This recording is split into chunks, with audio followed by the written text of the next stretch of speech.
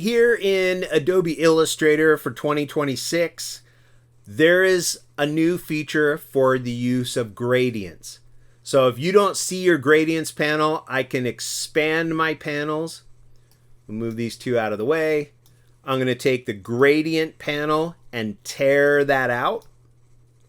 Then I can minimize these panels again, and we'll move these other two back. We'll put the gradients panel right over here. And right from this pop-up, you don't need to go up here anymore.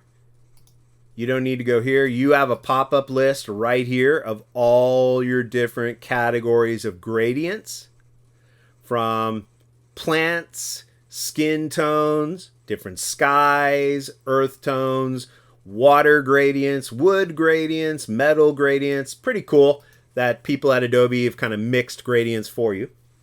But I'm going to mix my own for a second. I'm going to come to a rectangle, and I'll click and drag a long horizontal rectangle. Go to my black arrow, click on the fill, and I'm going to start with the most basic, just a black and white. Right there. Okay, but instead of black and white, I'm going to click on the white gradient stop right there.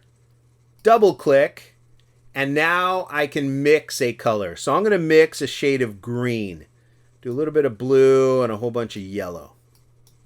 Like that. Okay. There we go. And what you'll notice is when you zoom in, you can see kind of bands of color, lines of color. Like you can really see it over here. You get banding. That's what it's called, banding. Well, this is viewing a gradient in classic method right here. Now you have this viewing method.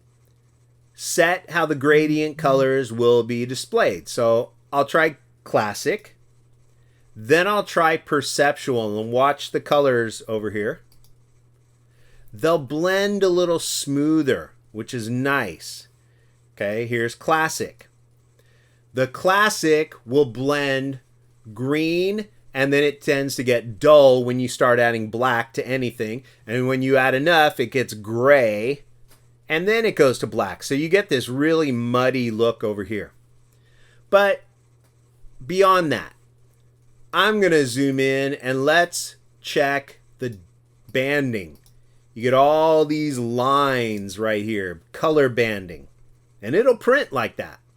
So what they've also added is a new feature called DITHER. Reduces the banding. So when I click that, you will see more of a texture. It's breaking up that line. It's adding a visual texture to kind of trick your eye into not seeing those bands of color. And that will create a smoother gradient output.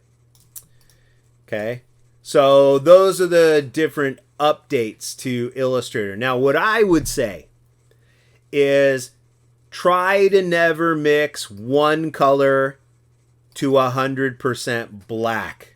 That always makes your gradients dull. Okay, if I mix green here, I'm going to double click. And let's just do one all over again. I'm going to start with black and white. Okay, let's say I want to blend. We'll go with what popped up on my screen. Let's go with green to black. Okay, I'm going to double click the white.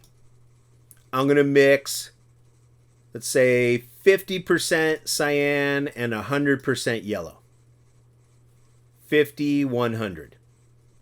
Okay, notice how the green gets dull and dull and dull and gray and muddy and then blends into black.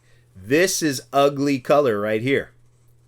Okay, what I would do is you blend that green and you add that green to the black over here. Remember, my green, when I double click, was 50% cyan, 100% yellow. Let's go over to the other side. Double click, and we're going to add those same two numbers. 50% cyan and 100% yellow. And look at that richness of color that you get right there. Never blend from one color to only black. You add the other values back into that black. Okay. I'm going to take this and make a copy of it with my Option key or Alt key. And let's take this copy and reset this to the original black that it was before.